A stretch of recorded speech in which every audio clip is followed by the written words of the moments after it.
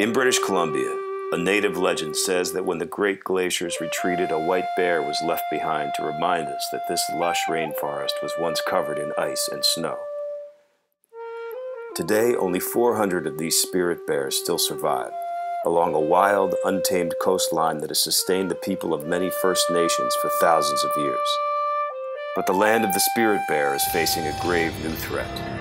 The Enbridge Corporation is planning a pipeline that would carry billions of gallons of tar sands oil into the heart of the Spirit Bear coast. Enbridge pipelines have had more than 700 spills in the past 10 years. The new pipeline would fill supertankers with the world's dirtiest oil. The ships would then have to navigate a channel narrower than the passage that sank the Exxon Valdez.